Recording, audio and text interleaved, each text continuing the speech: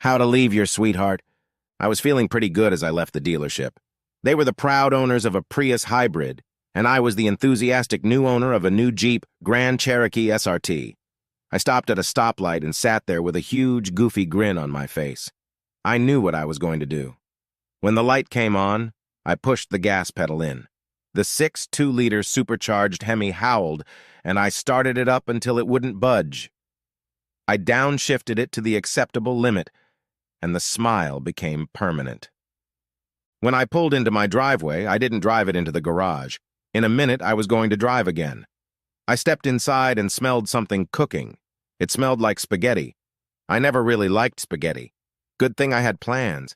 I didn't yell, "I'm home," like I usually do. I just went upstairs, changed into my golf clothes, got my clubs out of the closet, and headed for the front door. Rachel came out of the kitchen as I was heading for the front door. "Charles, where are you going? Whose car is that? Dinner's almost ready. Why are you dressed like that, and why do you have golf clubs?" "Well, honey, I'm going to play golf. This is my car, these are my golf clothes, and I need the clubs to play golf."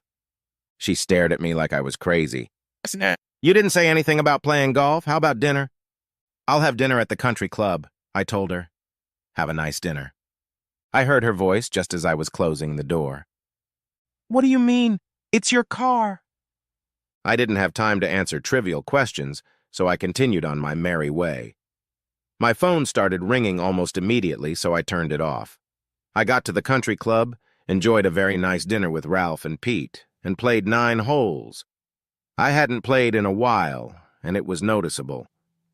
By the time we finished, I was starting to recover and felt better for the next time. We agreed to play Saturday morning, had a couple beers, and I went home. I knew there was a real storm brewing in my house. I pulled the SRT into the garage and went inside. A very angry-looking Rachel was sitting in her chair watching TV. Lightning flashed from her eyes and her eyebrows rose. "What the hell is wrong with you, Charles?" Thunder rolled off her lips. "Nothing, actually," I said. "What the hell is wrong with you?" The rebellion seemed to take her by surprise. I should mention that I'm not usually this argumentative. I'm a calm guy. If I don't care about something, I stay quiet. I don't care about the color of the appliances in the kitchen. She wants stainless steel instead of black. As long as we can afford it, I don't care. It's stainless steel. I was sure she took my general lack of opinion as a lack of will. It was probably my fault to some extent. There would be no more of that. For a moment, she looked at me in surprise. "What the hell is wrong with me?" She practically hissed. "You come home driving this gasoline-eating monster, tell me you're going golfing, skip the dinner I made, and you have the nerve to ask me what's wrong." I thought about it for a moment. "Yes," I said calmly. "Yes? What do you mean, yes?" She was practically foaming at the mouth. "Yes, I do have the courage to say that." Her face was blotchy and flushed. "Are you drunk, Charles? Are you on drugs or something?" "I had a couple beers at the country club, but no drugs. Do you have any drugs you want me to take?" She seemed to be at a loss for words, but quickly came to her senses. "There might be. Maybe you need to take some antipsychotic medication." She stepped back and opened the door from the kitchen to the garage. The car must have impressed her. "A beautiful car?" She snorted. "Are you having some kind of midlife crisis?" I thought about it for a minute. Yeah. "Yeah, what?" she wanted to know. "Yes, I'm having a crisis, and I guess 41 would be considered middle age." "Well, what's the matter?" she asked demandingly. "What is what?" "That's a pretty vague question." "What crisis?" She seemed very annoyed. "It's a secret." "So you're having a crisis and you're keeping it a secret from me?" She seemed unable to believe it. "No," I said. "Stop being an ass," she shouted. "What do you mean, no? I'm not keeping it a secret from you." She splayed her hands. "I'm not going to waste my time. What's that stupid toy doing in our garage, and where's the Prius? I traded it in for an SRT. I didn't like the Prius. I like the SRT. We agreed that the Prius is environmentally friendly and economical," she said. "It's the kind of car that responsible people drive." You need to think about how you'll look shoving this beast into your work parking space. All the executives drive hybrids. How will they feel when they see you driving this dinosaur? Envy. We agreed on the Prius, she said. No, I never agreed, I said. I just agreed because that's what you wanted. That's right, she said sternly. Don't you care about my happiness anymore? Tomorrow you'll take it back and you'll get your Prius back. No. She acted like she had no idea what the word no meant. What does no mean? I won't take it back and I won't take the Prius back. She thought for a moment. A hurt expression appeared on her face. 3 days ago, I would have cared. What's wrong with you, Charles? I've decided I like being called Chuck. From now on, you have to call me Chuck. Her mouth was ajar, and she seemed speechless. I appreciated that. I went upstairs to shower and get ready for bed. When I stepped out into the bedroom, there was a pillow and blanket at the foot of the bed. You're going to sleep in the guest bedroom, she said. You're acting like a cranky child and don't expect me to sleep with you. I thought for a moment and pulled back the blanket. Her eyes popped out of her orbits as I started to sit up. What the hell do you think you're doing? Going to bed. I told you you weren't going to sleep here. Yeah, I heard you. There's nothing wrong with my hearing. Don't tell me where I can sleep. This is my half of the bed. The other half belongs to you. I'm not going in your half. It's only fair to tell you that you shouldn't climb on mine either. She rolled defiantly onto my half. I snatched the blanket from her hands and sat on top of her before lying on top of her. She tried desperately to push me off. I weighed 210 pounds. She weighed 120 pounds. She failed miserably. Get off me, you idiot! She tried to slap me, but I caught her arm. That's my side, I told her. Your side is over there. You're not welcome on my side. I lifted up a little, and she rolled over onto her side. Then she started to cry. What's wrong with you, Charles? She sobbed. What's wrong with you? Why are you treating me like this? There is no Charles, I told her. Just Chuck. I told you I like being called Chuck. I thought you liked being called Charles, she cried. No, you were the one who liked calling me Charles, I said. I never liked it. I just went along with it for your sake. Why don't you want to make me feel good? I don't think you respect me. I think the reason you don't is because I've spent all my time trying to make you happy. I'm done. Now I'm going to make myself happy. If you're happy because I'm happy, that's great. If you're not, big F asterisk asterisk K. She made a quiet crying sound. What's wrong? Yesterday you were the best husband in the world. The next day you're an asshole to me. It actually took 3 days, not 1 day at all. She was staring at me. She was very much like one of those chicks waiting for their mother to feed them. I don't have any worms for you, I told her. She stared at me as if an alien had invaded my body. Worms? What the hell is wrong with you? Are you sick? The answer to the first question is complicated, I said after a moment's thought. The answer to the second question is yes. She thought for a moment. Are you sick? Yes. What's wrong with you? What kind of sickness makes you trade in your beautiful car for some gasoline-eating monster? How sick are you if you can go golfing and have a beer? It's a heart problem, I told her. She looked embarrassed. Do you have clogged arteries or an irregular heartbeat? What does the way you're acting have to do with a heart condition? It's not really a disease. I've had a change of heart, like a transplant. Are you going to tell me what's going on?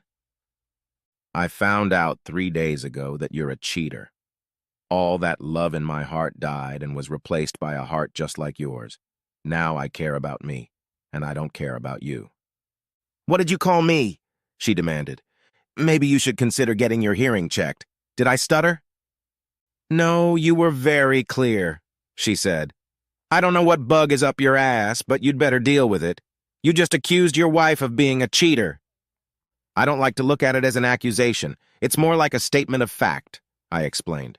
What the hell are you talking about? She was practically screaming. There's no need to yell, I'm right here, I said. I'm talking about your little date at the hotel with Alan and Marcy Baker. Her face went pale. What? I don't know what you're talking about. Do you know who the president is? What day is today? She just stared at me. Someone is having an alarming short-term memory loss, probably from a stroke. I pulled out my phone and opened Snapchat. They were saved in chat and on my phone. I wasn't going to tell her where else they were saved. There were pictures, big as life-size. Rachel, between the two of them, was walking through the door of room 177 of the Dorchester Hotel. She was kissing Marcy, and Alan had his hand on her ass. "Where did you get this?" she asked. "McLean sent it to me," I said. I'm pretty sure he sent them to Lonnie, too. They're pretty pissed off. McLean is our son, and Lonnie is our daughter. McLean? He saw... You're lying. You got them from somewhere. I showed her the picture McLean took. No. He was there dropping off a customer when he saw you come in. He just wanted to say hello. Imagine his surprise at your little date. I like that word, don't you? It wasn't... Oh, God, it's... What are you going to do, Charles? Charles isn't going to do anything, I said. Chuck's already on the case. He's already organized fatal accidents for the three of you. She looked at me fearfully for a minute. I guess she thought I wasn't kidding. Really, what are you going to do? Nothing, I said. I've hired some of my friends to do everything. Alan and Marcy are going to die tomorrow. With you, I'll wait until next Wednesday. My guess is that since Alan and Marcy are going to work tomorrow, their airbags will malfunction. They'll deploy, causing the car to crash. Of course, by then the airbags will have deflated. Mario is convinced the crash will be fatal. It's well known that these Priuses don't do well in crash tests. That's why I got rid of mine. She stared at me with her mouth open for a minute. It wasn't a very attractive look. She gathered all her composure as best she could after that ominous revelation. Strangely enough, she seemed indifferent to the probable demise of her love buddies.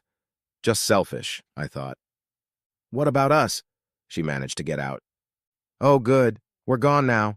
Of course I'm divorcing you. You're due at work tomorrow. Do you think the company will mind? 3 of their employees were on a date. God, I love that word. A date leading up to a divorce and serving papers at work could create some awkwardness there. I doubt Colton Fisk will like the drama, since he's a big man in the church and all. I wonder if Alan and Marcy will be allowed to have the funeral in the church. This caused Rachel to let out a strange, distorted squeal, sounding as intimidating as some peacocks at the zoo. I turned off my light. Good night, Rachel, I said. I wonder if I'll get both halves of the bed in the divorce. She threw herself on my half of the bed and clung to my back like a leech. I don't want a divorce, Charles, she sobbed into my back. I didn't answer. Charles? She pulled me tighter against her. Charles, I don't want a divorce. Silence. She looked over my shoulder. Charles? I looked at her. There is no Charles, I told her. And you're on my side of the bed. Then goddamn it, Chuck, then. Chuck, I don't want a divorce. I rolled over to her. I didn't want a cheating wife either. But I got her even though I didn't want her. Funny how that works, huh? She didn't seem to have the same curiosity as me. Chuck, I'm so sorry, she said. It was just something I wanted to try. I was curious what it would be like to be with another woman. Me too, I said.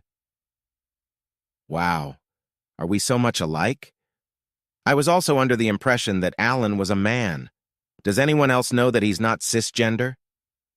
Don't be ridiculous, she said. It was a threesome love affair, but we didn't sleep with him, only Marcy. Did he sit in the chair and watch? Not a cisgendered voyeur, pervert. He was doing Marcy while she was doing me, she admitted. Do you realize how ridiculous this conversation is? What possible fancy could have made you think in your wildest dreams that this was helping your cause? She hesitated for a moment, but couldn't seem to come up with anything plausible. I was going to give you the same thing, she finally squeezed out. The same thing? What does that mean? I asked. A threesome with me and Marcy, she said. You just told me you're interested in being with another woman. Marcy is not one of the women I'm interested in, I said. I was thinking about the one who hasn't slept with half the men in town. Who are you thinking about? What the hell? Chuck was on fire. I might as well have been playing with her mind. Well, Lily was always at the top of my fantasy list, I admitted. My sister? She squealed. You asked me that, I reminded her. Lily was sexy as hell. Rachel was a walking wet dream. Lily was all of those things, but more. Blonde hair, brown eyes, a few freckles on the cutest little nose imaginable, and that body. She had the most beautiful shape.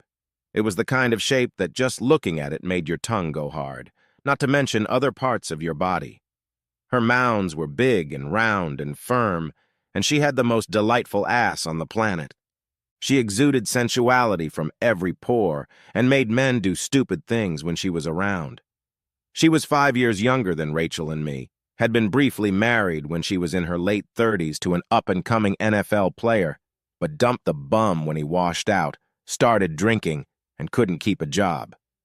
When Rachel and I were dating, we were in college and Lily was in high school and she had a crush on me. It was funny, and I loved the hell out of her, but I never took action. Yes, I felt the lust, but I wouldn't do anything even if I had the opportunity. I wondered if Rachel would really go for it, and more importantly, if Lily would. It didn't matter. Rachel was leaving me anyway, but this was a very good opportunity to drive her away. I could see the wheels turning in Rachel's head. I'm not going to have a threesome with my sister, she finally said. I shrugged and turned to go back to sleep. The divorce went as smoothly as it ever could. Rachel fought it as hard as she could, but divorces can't be dragged out like they used to be. Most people know what happens in divorce, and it wasn't fun, but Chuck enjoyed life.